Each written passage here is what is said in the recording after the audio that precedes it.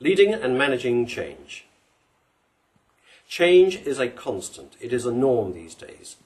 And the magnitude of change is often much greater as we proceed forward in our lives. And yet change isn't always led and managed well. In fact, for the most part, it is certainly not led and managed well. Here's an 8-step process to lead and manage change so that you implement that change successfully first time. Step number 1 is analyze the need for the change. In other words, what is the problem or the issue or the area that needs to be addressed and needs to be changed? What is the fundamental need behind the change? Secondly, think about the desire, the motivation of people to do something about that change. What is the level of desire and motivation? Is there an appetite for the change or not? And also consider what resources the organisation has to deliver that change and to deliver it successfully. So need times desire times capability gives you the likely level of success in terms of thinking about that change. Give 10 points to each, the need, the desire, the capability, multiply them and arrive at a score out of 1,000. If the score is less than 500, don't proceed with the rest of the change process. Think about the issues you need to deal with before adopting these following points. Assuming the score is over a 500, therefore, step number 2 is you need to create a sense of urgency in the organisation about the change that you're planning. You need to create a burning platform. You need to spell out the facts and the figures that are causing you to have concern about the future. You need to spell out the level of pain or gain that needs to be addressed in order to get people's attention. Create a sense of urgency is step number 2. Step number 3 is build a guiding coalition.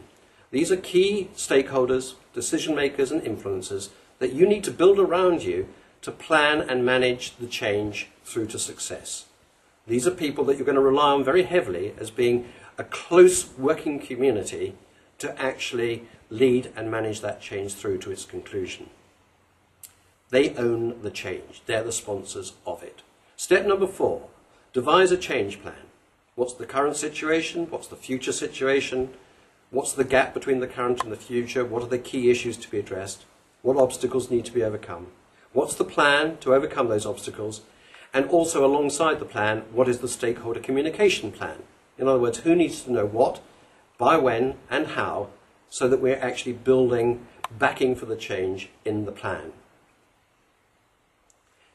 Step number 5, communicate the plan to key stakeholders in small face-to-face meetings so that you can get feedback and you can get their buy-in and commitment. Step number 6, then lead and manage the implementation. Keep referring to the vision, keeping the vision alive and at the forefront of people's minds. Keep spelling out the benefits and the wins in it for them in terms of the change. And project manage different elements of the change management process. Step number 7, create change leaders at all levels of the organisation. Train them, equip them, reward them to lead and manage the change at their level, to see it through to its conclusion.